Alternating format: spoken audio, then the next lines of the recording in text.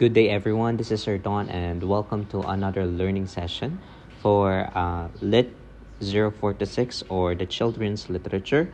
Today, we're going to discuss literary elements. While you are listening to this discussion and lecture, I want you to pay attention, take notes, and ask questions or clarify if necessary. If you have questions, feel free to ask me into our group chat and the messenger app, and I'll be very happy to assist you. Let me read to you the learning objectives of today.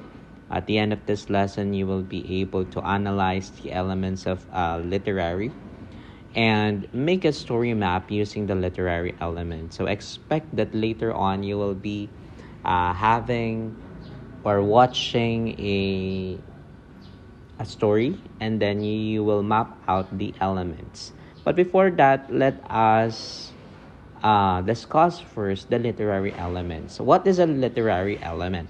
A literary element refers to components of literary work. So, ibig sabihin, yung mga composition ng literary work or ng isang kwento or ng isang any body of literature is what you call literary elements. Okay, what are these? We have the characters, the setting, the plot, the theme, the frame, the exposition, the ending or the denouement, the motive, the titling, the narrative, and the point of views. So we're going to discuss these literary elements one by one. And these are technical terms for that what of a work. So a literary device naman is a technique or a tool or technique na ginagamit natin itong mga literary devices na ito to produce an effect creatively, no, to produce a tone, an irony, using figurative languages, no, symbolism, foreshadowing, tone, irony, ganyan, para mas maging creative pa or mas maging realistic or mas maging madama pa natin or makapagbigay pa tayo ng feeling sa isang literature na ginagawa natin. For example, if we're going to make a story, no, using literary techniques like tone, irony, figurative languages, symbolism, and foreshadowing, we can create an environment where the literature is being felt by our audiences or viewers. Okay? Now, I have created here a table, and let's discuss this one by one. Okay? Number one is the setting. Okay, ang setting, alam naman natin that it refers to periods, geographic locations, or cultural contexts, or the immediate surroundings, the weather, the times of the day, or the times of a year employed in the story. No, yung setting, ito yung lugar kung saan nangyari yung storya. Kasama din dyan yung period. Is it during, for example, pre-Hispanic times? Is it during the creation of man? Or is it in the context of the modern days? So, depende. Okay? Geographic location, saan ba siya situated? No? Halimbawa, sa mabundok ba yan? Or sa kapatagan ba yan? Sa ibang bansa ba yan? Is it in the Philippines? What period is it? Okay? It also includes cultural contexts. Of course, literature is highly cultural and contextual in nature. No? The immediate surroundings, yung weather, no, yung times of the day, umaga ba yan, gabi ba yan, tanghali ba yan, times of the year, okay, employed in a story. A setting can be used to create a mood as an integral part of the plot. So, by using the setting, we can create a mood. No? We can make an environment where kung mababasa ito ng ating reader, mapapanood ng ating reader, they may feel a sense of mood as being created by the setting or nung lugar, yung appearance ng lugar. Okay? To bring out certain aspects of the characters, and can also be used figuratively or symbolically to hint at the story's theme, reflect an internal state of the characters. Okay? Next, let's proceed to the tone. Okay.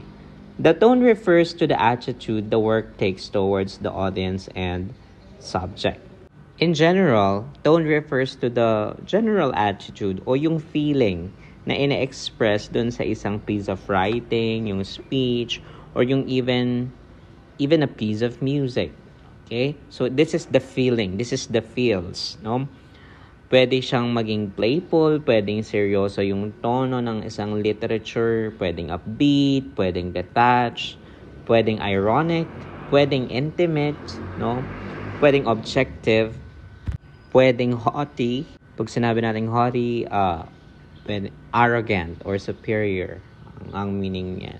No? Now, for us to create a tone, of course, we need or we may integrate adjectives to describe places, to describe the stories, okay, to describe the attitude of something. Okay? Next, I have here examples, just to read it. Okay, I have here characterization as a third element. Characterization refers to how the author describes or forms or sketch the character. Okay, for example, ang ating character ay si Malakas at si Maganda, for example. So, ano yung characterization ni Malakas or ni Maganda? Ano yung characterization na halimbawa naman ni Adam and Eve? Si Adam ay ganito, si Eve ay ganyan. Okay? What are the characterization of the characters? Sa story ba na yon? Paano ba manamit? Or paano ba ang pag-uugali? Ano ba yung worked? Paano ba magsalita? Okay, these are all contributes to the characterization of certain characters or all of the characters in the story. Okay, what makes them unique as an individual in the story is the characterization. Okay, next. Now, under character pa din, we have static and dynamic characterization. So, anong pinagkaiba ng static and dynamic? So, if the character changes a lot over the course of the story. So, nagkaroon, for example, ng character development, biglang nag-iba, okay, yung isang character, okay, over the course or the entirety of the story or the narration of the story, ang tawag sa kanya ay dynamic, from the word in itself, dynamic. Pag sinabi nating dynamic, this is a character that undergoes significant changes throughout the story. Okay? Ngayon, kapag yung character naman, natapos na yung story, ganun pa din siya, hindi siya nagbago, ang tawag natin dyan ay static. Okay, I have here examples, just read here on the next column. Next, we also have round and flat characterization. Ano naman yung round and flat? Okay, itong round and flat characterization, this refers to how complex the author makes a character. Gaano ba ka-complex yung mga character doon sa storya. Pag very complex yung motivation or yung action ng character, ang tawag sa kanya ay round character. Okay? Kapag straightforward naman siya at yung mga motivations and actions niya ay straightforward, ang tawag doon ay flat. Okay? Round and flat character and static versus dynamic. Next, we also have the theme. Okay, the theme refers to a broad idea or the moral in a story. Okay, remember that a good theme shouldn't be something broad like death, and also cannot be something so specific like the death of violence. So, ibig sabihin, yung ating theme, dapat hindi siya masyadong ganun ka-broad, hindi rin siya ganun ka-specific. Okay? Yung mga magagandang theme ay specific pero na-i-apply natin sa iba pang mga literature or sa iba pang mga works. Okay? Ano bang example ng theme? Themes in literature includes, for example, coming of age, good versus evil, love, war, redemption, power and corruption, etc., etc. Okay? Next, if you have questions at this point so far, feel free to message me. I'll be very happy to assist you. Next, we also have illustrations since illustrations are important in children's book, kaya natin kasama ito, no? As what I have said, it is important in children's book and a key reason of readers' interests. Okay, for longer interest. Syempre, mas mababa ang attention span ng mga bata. And by using illustration, it makes the literature more interesting. Okay? So, kasama yung illustration. And also, yung illustration in the context of children's literature, it establishes the mood, no? By adding depth and realism to the story. Mas makatotohanan kapag may picture. Kasi may imagery na involved, no? There is an inclusion of the senses. Okay? So, mas nakikita nila, mas nafe-feel nila kapag may illustration yung mga bata. Okay?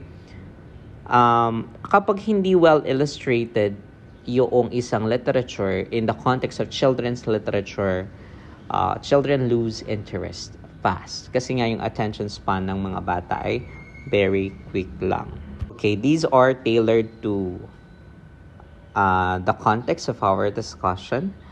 And now, I would like for you to go into our Google website and I want you to access week number 4.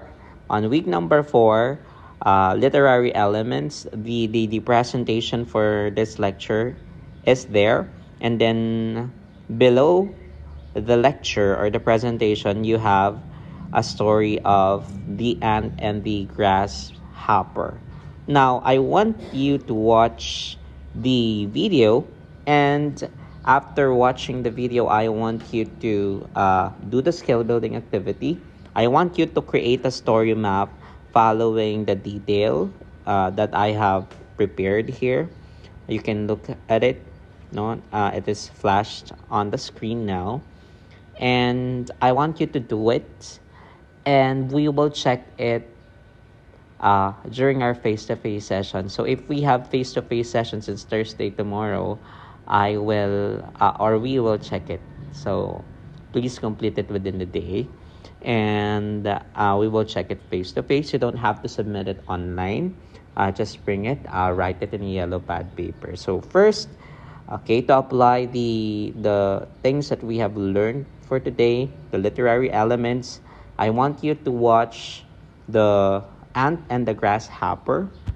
If you would look back at our discussion of the periods of development of children's literature, the ant and the grasshopper is actually part of Aesop's fables. And just watch it and do a story map after. If you have questions, feel free to ask me in the Messenger group chat, and I'll be very happy to assist you. Today we have discussed literary elements. This has been Sir Don, and thank you so much.